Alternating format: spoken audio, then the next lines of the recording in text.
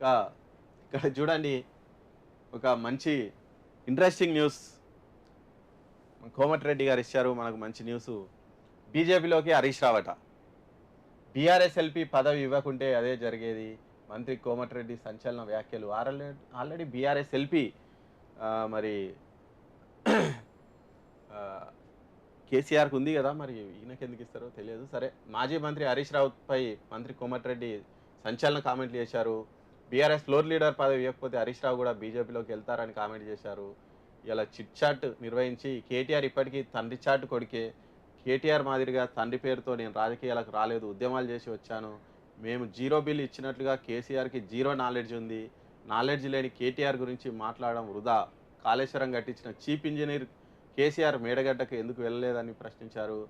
యాదాద్రిని యాదగిరిగుట్టగా మారుస్తూ త్వరలోనే జీవో కూడా ఇస్తారట. ఓకే. మొత్తానికైతే కోమటిరెడ్డి చాలా ఇంట్రెస్టింగ్ కామెంట్లు అయితే చేశారు. ఒకవేళ బీఆర్ఎస్ ఎల్పీ పదవి హరీష్ రావు గనుక ఇవ్వకపోతే ఆయన ఖచ్చితంగా పార్టీ మారుతారు, ఇక్కడ ఉండరు అని చెప్తున్నారు. బీజేపీలోకి వెళ్ళిపోతారు అని నిన్న సోషల్ మీడియాలో కూడా చాలా న్యూస్ వస్తున్నాయి. హరీష్ రావు బీజేపీలోకి వెళ్తున్నారు అని. మరి అది కావాలని ఎవరైనా చేస్తున్నారా ఏంటో మనకైతే తెలియదు. సోషల్ మీడియాలో అయితే మనకు అక్కడక్కడ కనిపిస్తున్నాయి. కాకపోతే ఆయన నిజంగా బీఆర్ఎస్‌ను వీడి అంటే ఆళ్ళ మామను విడిచిపోయే పరిస్థితి ఉందా అనేది మాత్రం చాలా డౌటే. ఎందుకంటే ఆయన మామ చాటు అల్లుడే. మామకు చాలా గౌరవం ఇస్తారు కాబట్టి ఆయన అంత పని చేయకపోవచ్చని చాలామంది అయితే భావిస్తున్నారు. ఏదేమైనప్పటికీ కోమటిరెడ్డి మాత్రం ఇలా అంటున్నారు. దాంతో పాటు కేటీఆర్ మీద చాలా ఫైర్ అయ్యారు. ఆయనకు అసలు నాలెడ్జ్ లేదు. మేము జీరో బిల్ ఇస్తున్నట్టు ఆయన కూడా జీరో నాలెడ్జ్. ఉట్టిదే తండ్రి చాటు కొడుకు తప్ప ఆయనకు అంత సీన్ లేదు అని కూడా చెప్తున్నారు.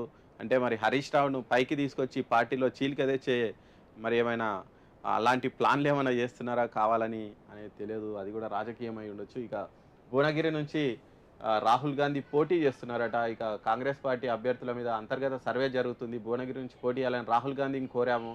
భువనగిరి, ఖమ్మం, నల్గొండలో పోటీ చేస్తే దక్షిణాదిలోనే టాప్ మెజార్టీ వస్తుంది. ఈసారి మోడీ కంటే రాహుల్ గాంధీని ఎక్కువ మెజార్టీతో గెలవబోతున్నారని కూడా ఆయన జోష్ చెప్పారట. మరి నిజంగానే భువనగిరి నుంచి రాహుల్ గాంధీ పోటీ చేస్తారా? ఆల్రెడీ తెలంగాణ నుంచి పోటీ చేయాలని అడుగుతున్నారు. సేఫ్ సీట్లున్నాయి. ఖమ్మం గానీ, నల్గొండ గానీ ఇలాంటి సీట్లలో నిజంగానే రాహుల్ గాంధీ పోటీ చేస్తే చాలా బంపర్ మెజార్టీతో గెలిచే అవకాశాలయితే ఉన్నాయి.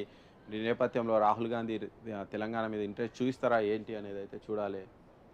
ఇక